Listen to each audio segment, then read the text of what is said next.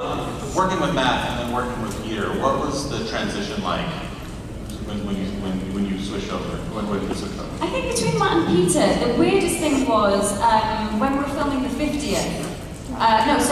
When we were filming the Christmas special and the regeneration scene, because there are not many shows where you actually change your lead actor mid-scene. So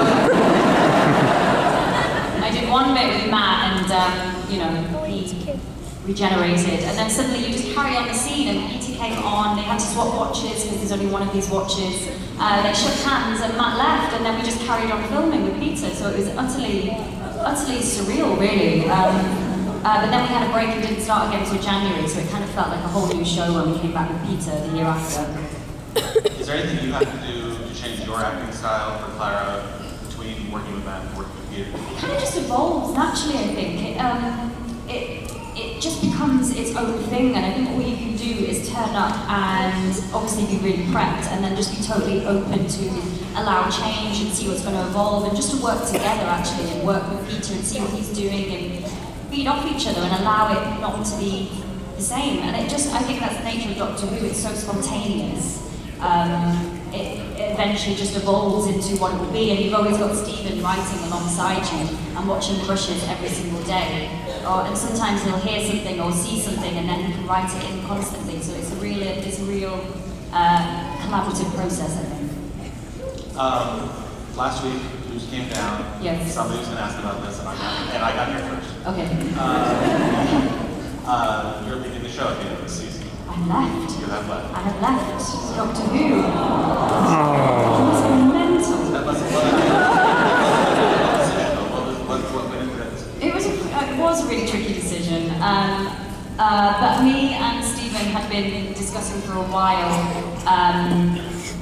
how to do it and when to do it, and how, what I was really keen to do, and obviously what Stephen wanted to do as well, was just tell a really good story. So I was really flexible in terms of how to do that and when to do that. So hopefully it's what we've done. I think it's really, really cool.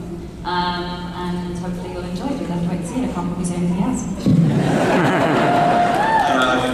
For all of us, we're only into the first week. Yeah. And you're dead. I've done it again. How many death scenes of you are we going to have to endure? I think it's Stephen's favourite thing to do is just keep killing me off. And then bring me back to kill me off again and find different ways to there's all sorts. There's some really fun stuff in Saturday's episode actually, which kind of involves Missy sort of torturing me. So we'll see how that goes.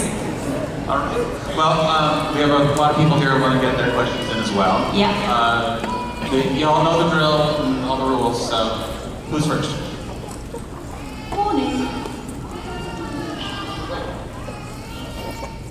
It's not on. Oh, now it's on. Okay, last season we met Orson Pink. My question is, you probably can't answer for spoilers, but what do you see as his relationship with Clara and Danny as he talks about his great-grandparents telling silly stories about time travel? I think it's kind of a Stephen Moffat question, but I think it was a really interesting story to tell, of touching upon you can go and meet your great grandchildren, or you can go, backwards in time and meet your great grandmother, and see generation from generation. But yeah, I think it's a Stephen Moffat question as to if, when, how that might be continued. But it was sad, it was the same actor playing both parts. She didn't know until the read-through, which was quite funny actually. He thought Orson was like a whole other person, and then they're like, no dude, you're playing it as well. Hello. Hello. As a man, I'd just like to welcome you to Salt Lake. Thank you. My question is, between Matt and Peter, who's your favorite? You're not going to ask that question. People love this question. But I have to go home and see them both. And they both have my phone number as well, so I'm very diplomatically going to say I love them equally as much as each other in very different ways.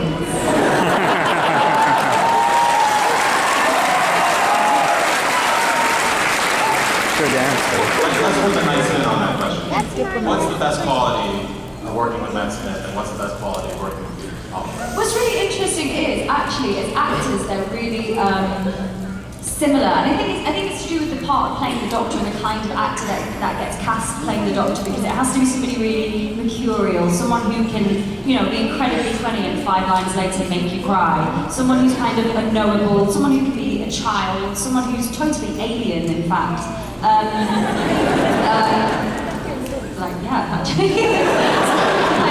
Someone who can be 2,000 years old. So they're both incredibly like fearless, spontaneous, brave, really, really generous, so funny. So it would really be interesting to see them working together actually, but their doctors are very, very different, even though their work processes are the same. So yeah, I'm so lucky to work with both of them. But from take to take, you will never know what they're going to do, which is really, really exciting, because they'll kind of throw something at you and then not literally. And so it keeps you on your toes all the time. So I feel like, as an actor, I'm constantly being pushed all the time. It's really exciting. I wish they'd show loads of outtakes, actually, because you'd be really surprised how different a scene can be. Hello. Hi, my name's Tania, and I was just wondering, what's your favorite Doctor Who episode you acted in? Oh, that I acted in. I still think The Snowman, for me, still holds a really special place. I think it's because I remember sending Stephen a message after I read it, saying I just feel like I've stepped into a fairy tale, like the whole TARDIS on a cloud, the spiral staircase, Victorian London, running around, living a double life. Effectively being Nancy from Oliver and Mary Poppins all in one episode.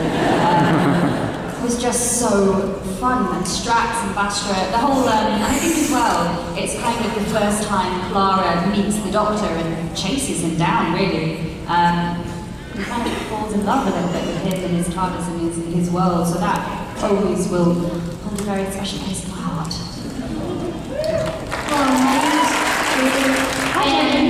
I was wondering, who is your favorite villain in Doctor Who? Ooh, good question.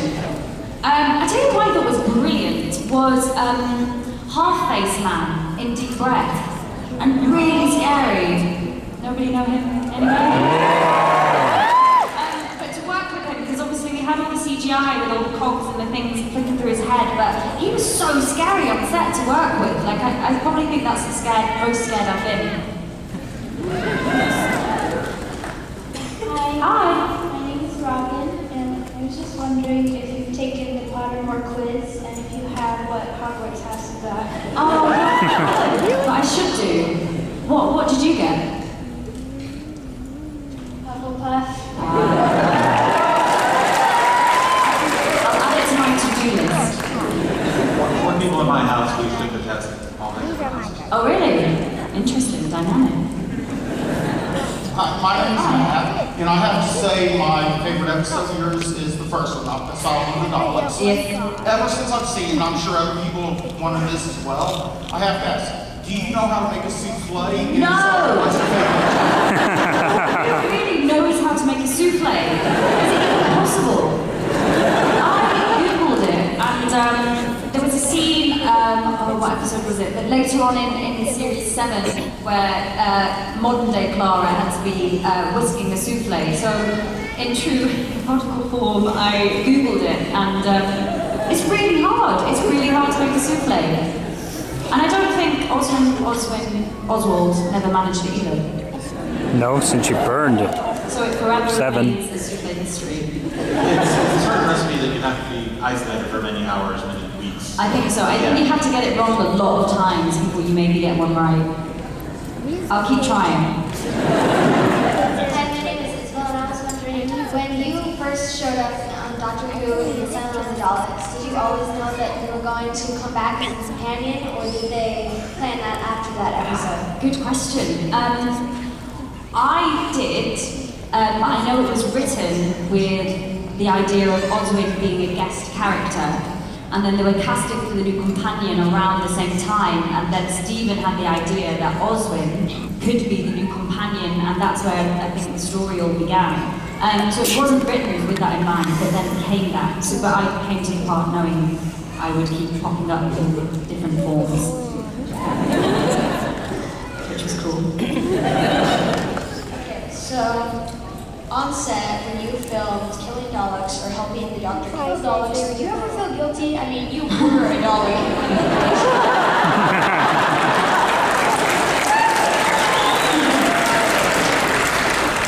I do actually. There's something I think I always feel I should feel strange affinity with the Daleks because I was a Dalek and I was miniaturized and then put inside a Dalek. And as you'll see in, am I going to give any spoilers away here? Am I? Where are we up to?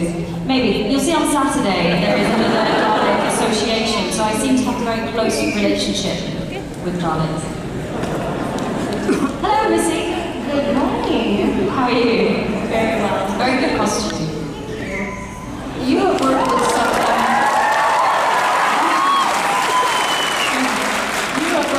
amazing directors on Doctor Who. Yes. Can you tell me what an excellent director brings to an episode? And has a director ever taught you something new or surprised you about your own character, Clara?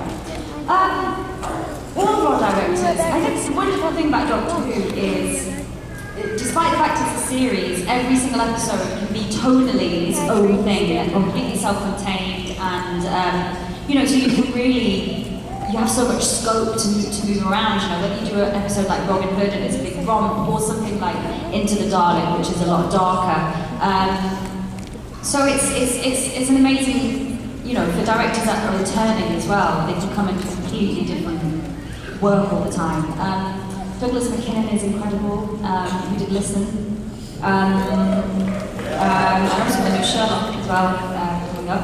Ben Wheatley, who did Deep Breath and Into the Dalek. I think just cinematically, and it's incredible to watch directors' vision, I suppose. And each director is so different week to week, so that's, for me, is a really exciting part of the job. I wanted to ask just a second, since we have Missy there. Hello. Working with the Michelle Bellman, Yes. what's that been like? Oh my god, she's so bonkers. She's a really good friend, but she is utterly, in the most brilliant way, bananas. But what's really difficult is, it's so hard to not corpse all the time. And also, it's really hard to forget that I'm not supposed to like her. Because you watch her and she's so funny and really magnetic. That you kind of just want to join in with her and laugh with her all the time. Like, oh no, wait, you're responsible for Danny being a sad man, I don't like you.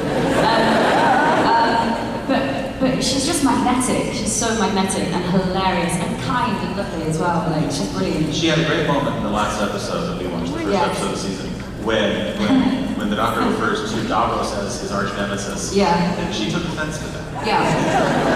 It's like, well, what am I? I also like the way she calls Clara the puppy as well. She's so funny. She's so funny, and she improvises quite a lot as well. So have you seen the bit where she is just singing opera when we're all tied up? She'll just start a scene and just start doing that. So you kind of just have to, okay. Carry on. Because she's so, you know, utterly kind of psychotic. Fascinating mix.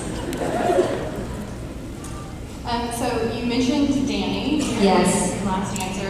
Danny's in cyber heaven. Yes. Following this sort of heartbreaking love story between you and Danny, I'm curious, will you find love again when we see